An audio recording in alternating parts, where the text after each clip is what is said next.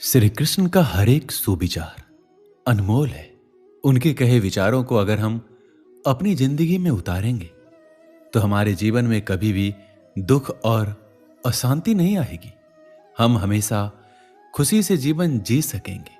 भगवान श्री कृष्ण के विचार, चाहे वह श्रीमद् भागवत गीता के अनमोल विचार हो या फिर किसी कहानी में सुने हो, आज के जमाने के लिए भी उतना ही अनुरूप और योग्य है। और इन विचारों को सुनना और उन पर अमल करना हमारे लिए और समाज के लिए बहुत ही फायदेमंद है।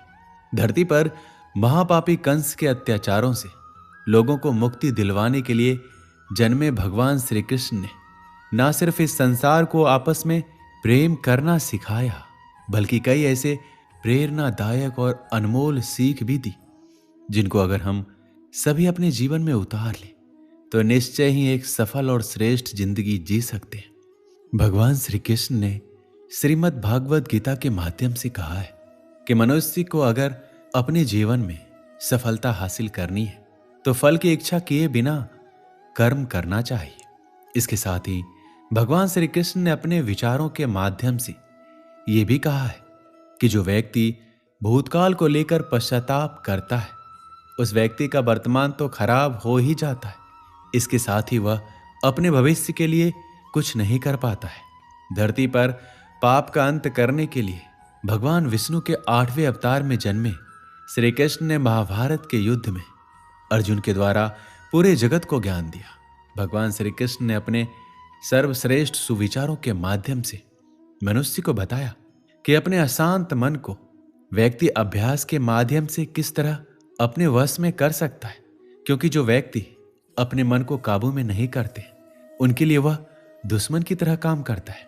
इसके अलावा श्री कृष्ण ने उन व्यक्तियों को भी अपने विचारों के माध्यम से सीख दी है जो कि संसार में मौजूद हर चीज को संदेह की नजर से देखते हैं। उनके लिए कृष्ण ने अपने विचारों में कहा है, हमेशा संदेह और शक करने वाले व्यक्ति के लिए खुशी ना तो इस लोक में है और ना कहीं और है। इसलिए मनुष्य को अपने संदेह की प्रवृत्ति छोड़ देना चाहिए। वो महाभारत का युद्ध जो दुनिया का सबसे बड़ा युद्ध माना जाता है, उस वक्त जरा सोचिए कि सबसे ताकतवर सेनाओं से आमने सामने लड़ने के लिए खड़े हर शख्स की मानसिकता क्या होगी। मारना या मरना ही एकमात्र विकल्प था, कोई अन्य विकल्प नहीं था। क्या आपको लगता है कि ऐसी परिस्थितियां और माहौल में ठंडे दिमाग से किसी से बात करना और मार्गदर्शन करना संभव है? ज्ञान की बातें कहना तो दूर, एक शब्द भी बोलना असंभव है। ऐसी परिस्थितियों में बात करने के लिए आपको अत्यधिक साहस, दृढ़ विश्वास, शांत दिमाग और शांत हृदय की आवश्यकता होती है, जो केवल परमेश्वर सर्वोपरि ही ऐसा कर सकते हैं। यह मुख्य बात यह है कि आपको जीवन में सबसे प्रतिकूल परिस्थितियों का सामना करना पड़ेगा। यह आपको विचारहीन, निशब्द और क्रियाहीन बना देगा। आपकी भावनाएं नियंत्रण से बाहर हो जाएगी। चिंता और भय आपके जीवन में शीर्ष पर होगा। ऐसी स्थिति में आप क्या करते हैं? सबसे पहली और महत्वपूर्ण बात यह है कि अपनी भावनाओं को नियंत्रित करने का प्रयास कीजिए और प्रार्थना कीजिए। साहस जुटाइए और अपने आप से बात कीजिए और ये सोचिए कि यह समय भी गुजर जाएगा। अपने गुरु, शिक्षक या मित्र से बात करें जिस पर आपको पूरा भरोसा हो। अर्जुन ने भगवान कृष्ण से मदद मांगी, उसी तरह किसी संकट में मदद मांगने में कभी शर्म या डर महसूस ना करें, लेकिन आपको पता होना चाहिए कि किससे मदद मांगनी है। श्री कृष्ण कहते हैं, मोह एक ऐसी बुराई है जिसकी वजह से व्यक्ति सही गलत का अंतर नहीं समझ पाता है। मोह में फंसा व्यक्ति हमेशा अशांत ही रहता है। महाभारत में धृतराष्ट्र अपने पुत्र दुर्योधन के मोह में फंसे हुए थे। मोह की वजह से वो लगातार दुर्योधन की गलतियां नजरअंदाज करते रहे। इसका नतीजा ये हुआ कि पूरा कौरव वंश से ही खत्म हो गया। जीवन में सुख शांति चाहते हैं तो अत्यधिक मोह से बचना चाहिए। मोह की वजह से ही जीवन में दुख आते हैं। मोह घर परिवार से हो सकता है, सफलता का मोह हो सकता है, सुख सुविधा और मान सम्मान का मोह हो सकता है। जहां मोह रहेगा वहां दुख तो अवश्य आएगा। मोह जब सफल होता है तो दुख मिलता है और जब असफल होता है तब भी दुख ही मिलता है। श्री कृष्ण कहते हैं, जब कोई मोह त्याग देता है तो उसे मेरी कृपा मिल जाती है। मोह रहित व्यक्ति परम आनंद प्राप्त करता है, इसलिए मोह का त्याग करना चाहिए और जो हमारे पास है उसी में संतुष्ट रहना चाहिए। ज्यादा पाने का मोह रहेगा तो दुख का बढ़ना तय है। जब कोई हमारे सुख दुख का कारण बन जाए तो हमें समझ लेना चाहिए कि हमने खुद ही उन्हें अपने दुख का कारण बनने के लिए आधार दिया है। कोई भी वस्तु, व्यक्ति या अवसर हमें तब तक दुखी या सुखी नहीं बना पाते जब तक हम उन वस्तुओं को, व्यक्तियों को या अवसरों को प्रभावित करने नहीं देते। यह भी एक सत्य है कि हमें दुख भी उन्हीं से होता है जिसे हम सबसे अधिक प्रेम करते हैं, क्योंकि उनके द्वारा की गई आलोचना या तिरस्कार हम सहन नहीं कर पाते। कभी कभी जरूरत से ज्यादा अपेक्षाएं रखना कहीं ना कहीं हमारे दुखों का कारण बन जाती है। हम दूसरों को देखकर भी दुखी हो उठते हैं। उसके पास इतना कुछ है, हमारे पास क्यों नहीं? इन सब बातों के कारण हम अपने आप को दुखी कर बैठते हैं। जो कुछ हमारे पास है उससे हम संतुष्ट नहीं होते। हम बिना पंख के ही उड़ना चाहते हैं। हमारे दुखों का मूल कारण अज्ञानता, आसक्ति, अभाव है। जो व्यक्ति इन 3 कारणों पर विजय पा लेता है वह कभी दुखी नहीं होता है। भगवान ने जो कुछ दिया है उसी को भगवान का प्रसाद मानकर अगर वो संतुष्ट रहता है तो दुनिया का कोई भी शक्ति उस व्यक्ति को दुखी नहीं कर सकता। हमारे विचार ही तो हमें सुखी और दुखी बनाते हैं। दुखी व्यक्ति हमेशा तनावग्रस्त रहता है। दुखी व्यक्ति न जाने कितनी बीमारियों का शिकार हो जाता है।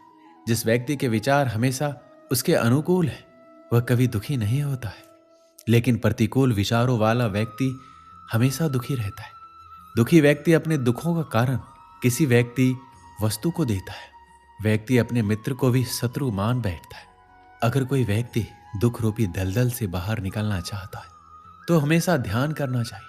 कभी ना बुरा देखे, ना बुरा सोचे, ना बुरा बोले तो वह ही दुख रूपी सागर से बाहर निकल सकता है। कई बार हमारा अधिक बोलना भी हमारे दुखों का कारण बन जाता है। हम बिना सोचे समझे किसी को कुछ भी कह देते हैं जिससे कि हमें बाद में पछताना पड़ता है और हम दुखी हो उठते हैं। इसलिए अगर हम सुखी रहना चाहते हैं तो हम अच्छा सोचें, अपने विचारों पर नियंत्रण रखें, कभी गुस्सा ना करें, तभी आप एक सुखी जीवन जी सकते हैं। श्री कृष्ण कहते हैं कि हर इंसान को अपने जीवन में हमेशा सत्य ही बोलना चाहिए, क्योंकि सच कभी ना कभी एक न एक दिन व्यक्ति के सामने आ ही जाता है। इसलिए हर इंसान को सच का सहारा लेकर हर काम करना चाहिए। आज नहीं तो कल जीत हमेशा सच्चाई की ही होती है। सत्य बोलने से मनुष्य के जीवन में परेशानियां और कलेश दूर होने लगते हैं और इससे भगवान भी प्रसन्न होते हैं। जिस इंसान में झूठ बोलने की और बात बात पर छल कपट करने की आदत हो वह अपना जीवन खुद ही दुखों से भर लेता है। जो मनुष्य हमेशा ही सच का साथ देता है उसका जीवन सुख से भरा होता है। ऐसे मनुष्य के जीवन में परेशानियां और कलेश के लिए कोई जगह नहीं होती। और जो व्यक्ति किसी पर गुस्सा नहीं करता वह किस्मत वाला होता है, क्योंकि क्रोध एक जाल है जिसमें फंसने के बाद मनुष्य को अपने पराए, अच्छे बुरे किसी का ख्याल नहीं रहता। इसलिए जो व्यक्ति हमेशा सत्य बोलता है उसे बात बात पर गुस्सा नहीं आता और अपने गुस्से पर भी नियंत्रण कर लेता है। एक बार की बात है, एक व्यक्ति अपने गुरु के पास आया और बोला, गुरुदेव, दुख से छूटने का कोई उपाय बताइए। शिष्य ने थोड़े शब्दों में बहुत ही बड़ा प्रश्न किया था। दुखों की दुनिया में जीना, लेकिन उसी से मुक्ति का उपाय भी ढूंढना बहुत मुश्किल सवाल था। गुरु ने कहा, एक काम करो, जो आदमी सबसे सुखी है उसके पहने हुए जूते लेकर आओ, फिर मैं तुझे दुख से छूटने का उपाय बताऊंगा। शिष्य चला गया। एक घर में जाकर पूछा, भाई तुम तो बहुत सुखी लगते हो, अपने जूते सिर्फ आज के लिए मुझे दे दो। उसने कहा, कमाल करते हो भाई, मेरा पड़ोसी इतना बदमाश है कि क्या कहूं। ऐसी स्थिति में मैं सुखी कैसे रह सकता हूं? मैं तो बहुत दुखी इंसान हूं। वह दूसरे घर गया। दूसरा बोला, अब क्या कहूं भाई, सुख की बात ही मत करो। मैं तो पत्नी की वजह से बहुत परेशान हूं। ऐसी जिंदगी बिताने से अच्छा है कि कहीं जाकर साधु बन जाओ। सुखी आदमी देखना चाहते हो तो किसी और के घर पर जाओ। वह तीसरे के घर गया, चौथे के घर गया। किसी के पत्नी के पास गया तो वह पति को क्रूर बताती, पति के पास गया तो वह पत्नी को दोषी ठहराता, पिता के पास गया तो पुत्र को बदमाश कहता, पुत्र के पास गया तो पिता की वजह से खुद को दुखी बताता। सैकड़ों हजारों घरों के चक्कर लगाया। सुखी आदमी के जूते मिलना तो दूर, खुद के ही जूते घिस गए। शाम को वह गुरु के पास गया और बोला, मैं तो घूमते घूमते परेशान हो गया, ना तो कोई सुखी मिला और ना ही सुखी आदमी के जूते। गुरु ने पूछा, लोग क्यों दुखी हैं? उन्हें किस बात का दुख है? उसने कहा, किसी का पड़ोसी खराब है, कोई पत्नी से परेशान, कोई पति से दुखी तो कोई पुत्र से परेशान। आज हर आदमी दूसरे आदमी के कारण दुख भोग रहा है। गुरु ने बताया, सुख का सूत्र है दूसरों की ओर नहीं बल्कि अपनी ओर देखो, खुद में झांको, खुद की काबिलियत पर गौर करो। प्रतिस्पर्धा करनी है तो खुद से करो, दूसरों से नहीं। जीवन तुम्हारी यात्रा है, दूसरों को देखकर अपने रास्ते मत बदलो। खुद को सुनो, खुद को देखो, यही सुख का सूत्र है। शिष्य बोला, महाराज बात तो आपकी सत्य है, लेकिन यही आप मुझे सुबह भी बता सकते थे, फिर इतनी परिक्रमा क्यों करवाई? गुरु ने कहा, वत्स, सत्य कठिनता से प्राप्त होता है, वह सीधा नहीं पचता। अगर मैं ये बात सुबह बता देता तो ये बात तुम मानने से इनकार कर देते। जब स्वयं अनुभव कर लिया, सबकी परिक्रमा कर ली, सबके चक्कर लगा लिए, तो बात समझ में आ गई। अब ये बात तुम जीवन में कभी नहीं भूलोगे। दोस्तों, इस वीडियो में बस इतना ही।